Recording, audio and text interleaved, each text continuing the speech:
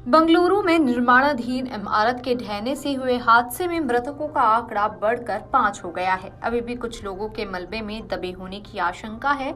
इनके बचाव के लिए बचाव टीमें लगी हुई हैं। हादसे में 5 लोग घायल हुए हैं और 13 लोगों को सुरक्षित बचा लिया गया है। घटना मंगलवार शाम की है, जब बंगलुरु के पूर्वी इलाके में स्थित होरमावु आगरा इलाके में एक निर्माणाधीन इमारत ढह गई। हादसे के वक्त मलबे में 20 लोग फंसे हुए थे। बुधवार की सुबह भी राहत और बचाव कार्य जारी है। डॉग स्क्वाड की मदद से बचाव कार्य चल रहा है। घायलों में से 4 लोगों को अस्पताल में भर्ती कराया गया है। कर्नाटक के deputy CM DK Shivakumar ने मंगलवार रात को ही हादसे वाली जगह का दौरा किया। उन्होंने कहा कि इमारत का अवैध तरीके से निर्माण किया जा रहा था। उन्होंने दोषियों के खिलाफ सख्त कार्रवाई की बात कही। शिव कुमार ने कहा कि मैंने बेंगलुरु में बिना इजाजत अवैध इमारतों के निर्माण पर सख्त कार्रवाई के आदेश दिए हैं। निर्माणाधीन इमारतों की जांच के लिए एक टीम गठित की जाएगी। बंगलुरु ईस्ट के डीसीपी ने बताया कि इमारत ढहने के मामले में 3 आरोपियों के खिलाफ एफआईआर दर्ज की गई है। इनमें मुनिराजा रेड्डी, मोहन रेड्डी और एलुमलाई का नाम शामिल है।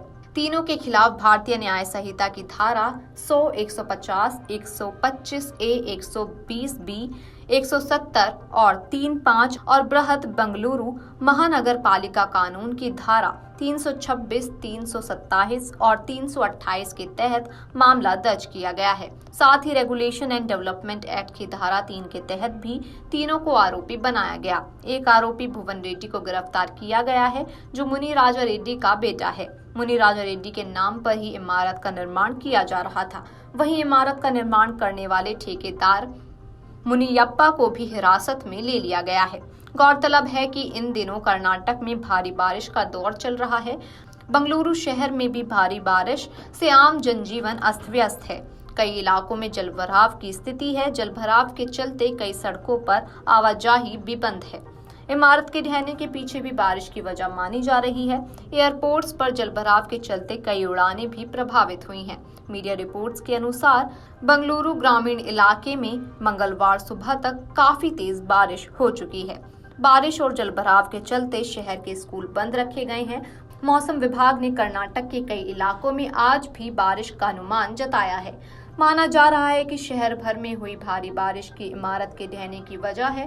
बेंगलुरु में 180 से ज्यादा मिलीमीटर की बारिश दर्ज की गई, जिससे पिछले 25 सालों में एक दिन में हुई सबसे ज्यादा बारिश बताया जा रहा है। शहर के उत्तरी हिस्से में सड़कों पर पानी भर जाने और यातायात ठप हो जाने के कारण भारी तबाही हुई। शहर में बारिश के कारण तबाही मचने के बाद येलहंका के कई अपार्टमेंट पानी में डूब गई। मीडिया रिपोर्ट्स की माने तो कम से कम 10 लोगों को ढही हुई बिल्डिंग के मलबे से रेस्क्यू किया गया है, जिनमें से 5 को अस्पताल में भर्ती करा दिया गया है। बताया जा रहा है कि 5 की हालत गंभीर बनी हुई है। बचाव दल पिछले 16 घंटों से मलबा हटाने और अंदर फंसे लोगों की पहचान करने के लिए काम कर रहा है। अंडमान सागर से उठा चक्रवाती तूफान दाना बंगाल की खाड़ी की तरफ तेजी से बढ़ रहा है। साइक्लोन 24 अक्टूबर को आधी रात या फिर 25 अक्टूबर की सुबह पूरी तट से टकराएगा। इसका असर कर्नाटक से भी देखने को मिल रहा है।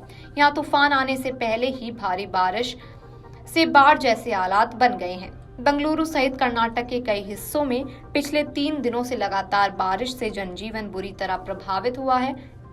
उत्तर बेंगलुरु के येलहंका और आसपास के कई इलाकों में बाढ़ आ गई है। येलहंका के केंद्रीय विहार में कमर तक पानी भर गया है। राहत और बचाव कार्यों में नावों की मदद से लोगों को बाहर निकाल दिया गया है। Video desk amarujala.com।